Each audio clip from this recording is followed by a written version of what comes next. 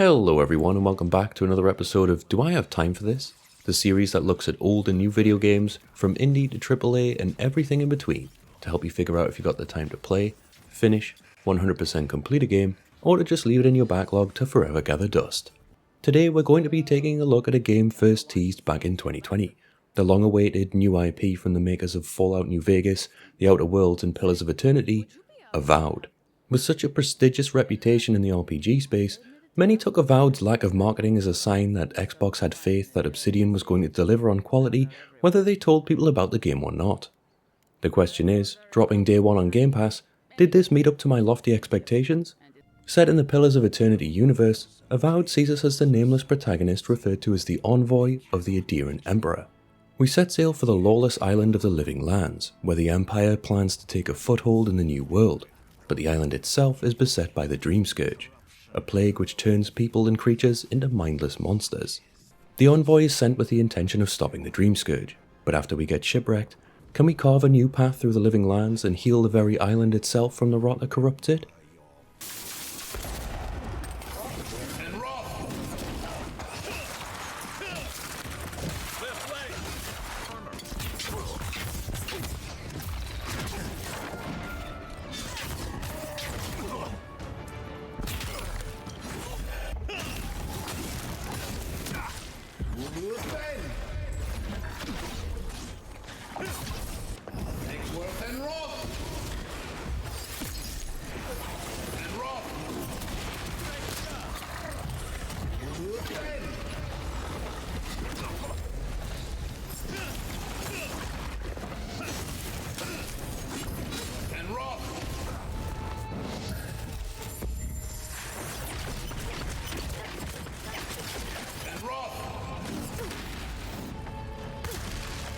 In case you couldn't tell, this game leans heavily into the environmentalism metaphor, where we, the invading force, are causing nature, alongside the native settlers, to fight back against us.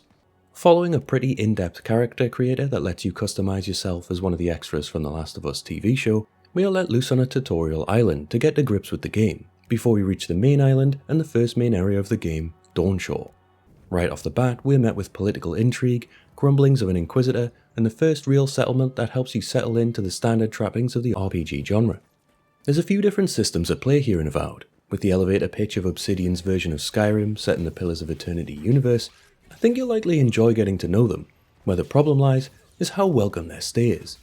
Before I get ahead of myself, let's jump in at the deep end with the first major gameplay aspect of Avowed, the story, writing, and dialogue. Unfortunately, I'd say this is the main weakness of the game overall.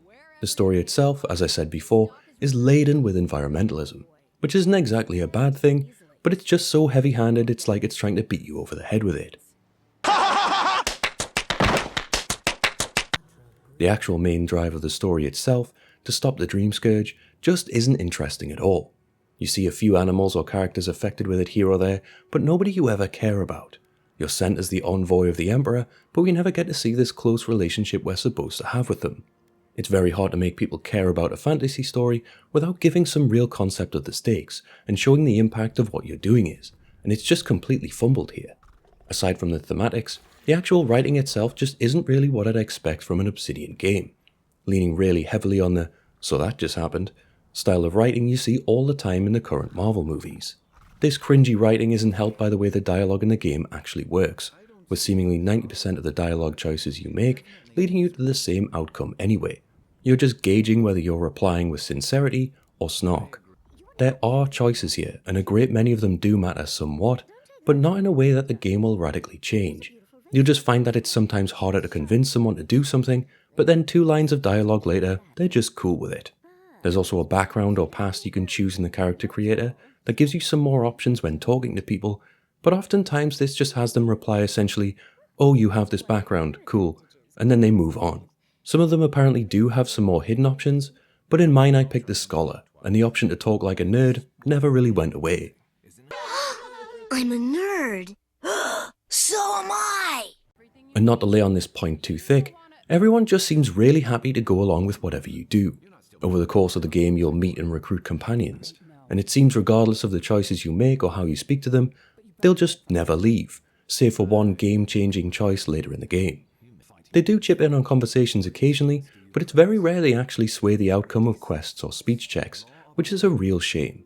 Only 2 of them seem to get a companion quest as well, which feels way too late in the game, and the majority of the time is spent on the first and in my opinion best companion, Kai. Companions as a whole are fairly ineffective in combat, as if they do literally no damage without their cooldown abilities, and are just keeping enemies busy until you show up to significantly damage them. You can do the typical RPG thing of going back to camp and chatting with them, which can yield some handy stat boosts, but for the most part these are just long-winded and often boring conversations. Quests do feel like they have multiple paths to them, and you'll often be presented with a few different options leading to a different reward for finishing it. One random quest I did at the start of the game netted me a key to skip a grindy battle at the end of the game, but I would say that's the only noticeable difference you get here. Most quests and interactions here are one and done, and if you revisit an area of someone you screwed over later, they'll more or less greet you as a friend rather than attack you or cuss you out. There's also a huge emphasis on bounty boards, where you just go and kill a boss for some money. If anything, it's the only real way to actually get any money in this game, and feels a bit tacked on to make up for how expensive everything in the world of Avowed actually is. Fighting enemies is probably the best part of Avowed. There's so much freedom in terms of how the stats work that you can use more or less any weapon you want to at any time. You can also dual wield, so you can have a sword in one hand and a pistol in the other, or what I went for, which was a gun-toting mage.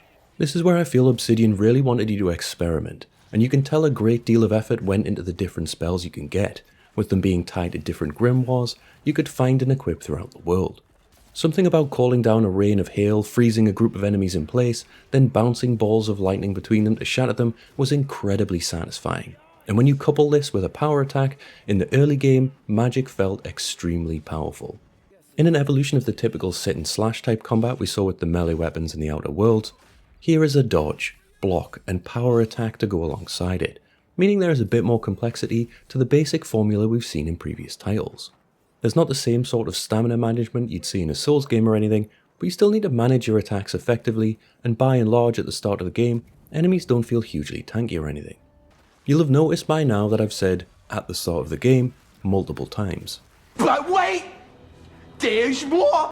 Once you leave the second open area of the game, you'll be met with enemies that are always far more powerful than you in terms of gear score, which results in extremely drawn out combat where your lackluster weapons struggle to make a dent in their armor. This resulted in me getting so frustrated with the combat by the end of the game that when I reached the fourth and final open area, I just decided to sprint past all of the optional combat encounters, as not only did this waste resources for a very little reward, it meant I saved a good 5 to 10 minutes of fighting the same enemies I'd been fighting since the start of the game.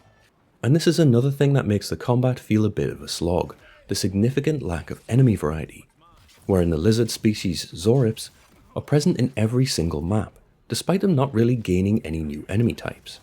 There's also a lot of bug and humanoid enemies, making for a very small enemy roster with just a few small deviations, and the healer enemies are just the worst. There are some boss enemies and unique encounters, but these are very few and far between, and if you couple that with the gear issue, some boss fights can be incredibly drawn out. Speaking of this gear issue, let's dive headfirst into the last gameplay section to cover, the loot systems, the stats, and the skill trees. Loot is weird in Avowed. Essentially there are 4 tiers of loot, ranging from common to legendary, with 3 upgrade steps between each one. This means upgrading a common item 3 times lets you upgrade it to a fine item, and so on. What this results in is you spending a lot of time searching chests and looting corpses just to find crafting items, or you being provided with loads and loads of regular, uninteresting gear with the intention being for you to break it down for materials. In a good twist, this means if you find a piece of legendary gear with stat bonuses you like, you can upgrade it and keep it with you for the entire game. But that also never gives you the RPG dilemma of, do I go with this weapon or that?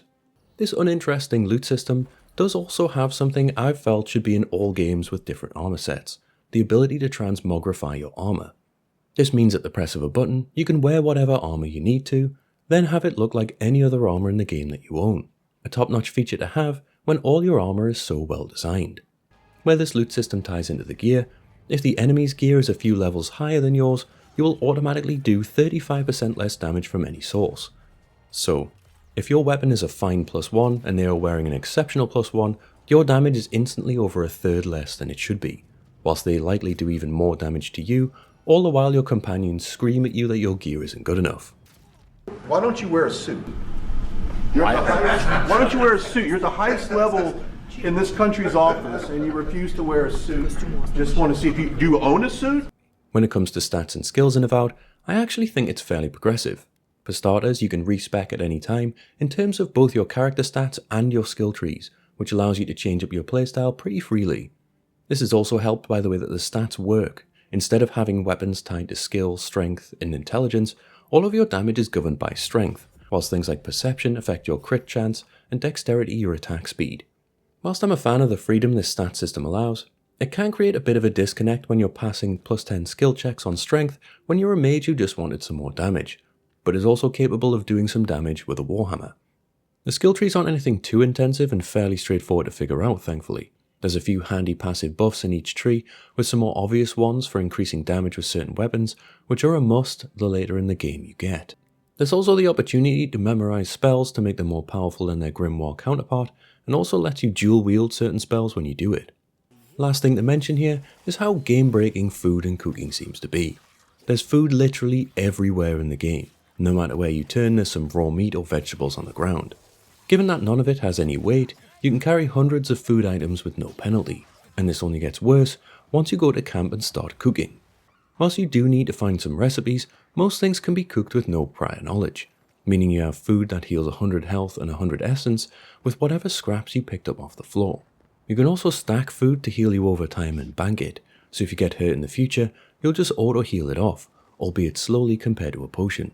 I walked into the final area of the game with something like 120 food items left, meaning my potions were more or less untouched with over 100 of each.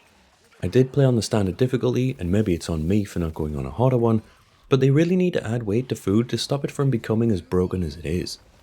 So when we look beyond the RPG systems, quests, and combat of Avowed, how does the world itself actually feel? What's it like to play in this space? Well, rather than being an open world game a la Skyrim or Fallout, Obsidian have followed on from their previous game Outer Worlds and gone with open zones. These zones are far bigger than anything in Outer Worlds, and there are plenty of places to go and people to talk to. There are even a few handcrafted caves and ruins to explore through a loading screen, which help you feel more immersed in the world. This game is also incredibly pretty. Ever since I saw the box art, I knew this game was going to look beautiful. And if there's one thing this game nails, it's the idea of nature taking back control over man-made structures. The glowing mushrooms, sprouting roots, all look fantastic, especially within the first two zones of the game, where there's this massive emphasis on woods and trees. The second two open areas are desert and volcano, which are essentially the same thing, but one has a filter on it and some lava. Once you reach the end game, you're once again treated to some fantastic environment design, but you're stuck with some pretty bleak sand and rock areas for the full back half of the game. It's also worth noting that you can interact with some of the aspects of this gorgeous environment too. Ice spells freeze water, grenades blow up walls, and anything with a flame effect can burn down vines. This was a fairly cool addition, but it's a shame they didn't really double down on this much in terms of the environmental puzzles you could find, as for the most part, there were items nearby that essentially told you what the solution was, and it never really evolved into any sort of challenge. My main issue with the world though, is how dead and lifeless it actually feels. Don't get me wrong, like I said before, it looks vibrant and colourful, but the way the NPCs move and act is anything but. I'm going to let this clip from the first tavern I visited play, and I hope you can see what I mean.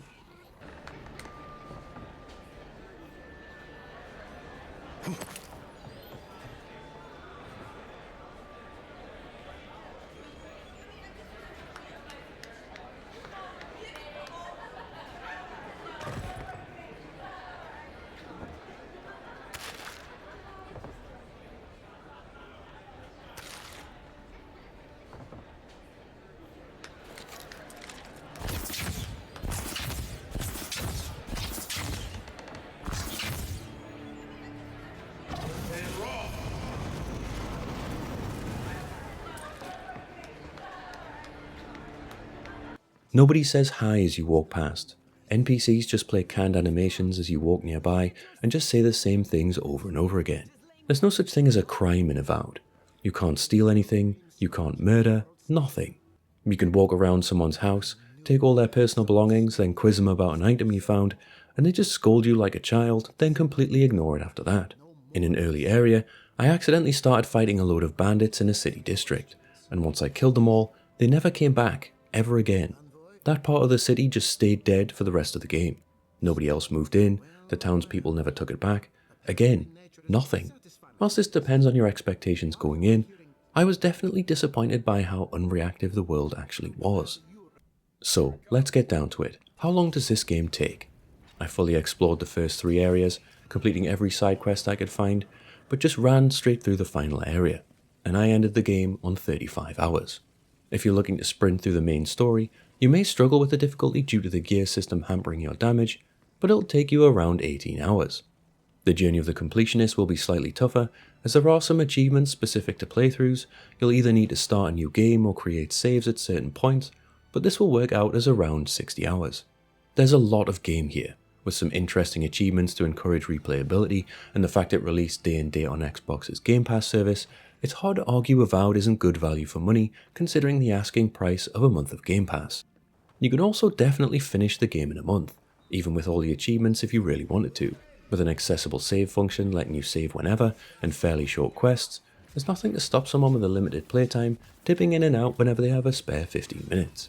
The open zones are never so big you couldn't reach a quest marker in that time, so you'll always feel like you've gotten something done in a short window. I'll be honest, I don't recommend Avowed at all. I was on the fence as to whether to caveat this to certain people or not, but it doesn't really fit many people. Love combat? Well, this game has great combat, until the gear system makes it feel like a slog halfway through the game. Love RPGs? Well, this game's characters aren't very interesting. Skill systems are kind of pointless when the whole thing revolves around gear, and that gear isn't really very interesting. Love a good story? Well, the story in Avowed is played out. The environmentalism message feels dated and overdone, the quest is standard RPG fare, and whilst Obsidian tries its hardest to beat you over the head with its lore, the majority of it is pushed to the background behind codex entries or exposited at you in long-winded, wordy conversations. If you're coming here wanting a fast food RPG, this is the only way you won't be disappointed. I figured out why the game feels so off as I entered the 4th and final area of the game, and why it felt so streamlined for the casual audience. This game is absolutely terrified of letting you miss anything they've made. When it comes to character choices, you can't be a bad guy, just a mean person. You are a bad guy, but this does not mean you're a bad guy. You can be horrible to everyone you meet, every companion you recruit, and for the most part, if you make the right choices, they'll just pretend like none of that matters. You can pick any weapon as one stat levels them all, you can wear any gear as you can transmogrify it, you can upgrade any weapon or armor to carry you through the entire game. Don't have a spell to burn some thorns or a companion to help you? Here's a throwable of the exact elemental type you need right next to it so you can't miss what's behind this wall. I get streamlining the game to present a tailored experience you want the player to have. Honestly, I do. But that just makes me question why you'd even present it as an RPG at all if you were going to do this and not just an action game. This game isn't for fans of Pillars of Eternity, as it's such a departure from the main series. It's not for Skyrim and Fallout New Vegas fans, as the writing just isn't up to par and the world is puddle deep. I think the main problem is, after you've left the first area of Avowed, you've more or less seen everything Avowed has to show you. In terms of enemies, combat, story and dialogue, nothing really changes from hour 10 all the way through to hour 30. So my question is, who was this game actually for? Was this born from a deal Obsidian made with Microsoft to put something, anything on Game Pass? Recently Obsidian went on record stating they wanted to push out smaller games at a constant rate. And I don't mind a smaller game, but it needs to be more than this. This really has me concerned about the future of Outer Worlds 2 coming out later this year. Do you have time for Avowed? On this channel I like to give my thoughts on the game alongside a bit more of a deep dive on the time you have to invest, so you know what you're getting into. Because time is precious, right? If you enjoyed the video or found it useful, feel free to like and share. If you subscribe, I'm looking to put out regular content like this alongside some more in-depth video essays and freeform videos, so stick around. And if you have any requests on future videos, just drop them in the comments. And finally, if you want to come chat with me, you can find me over on x.com/gracious_rhino. I'm Gracious Rhino, look after each other, and I'll catch you soon.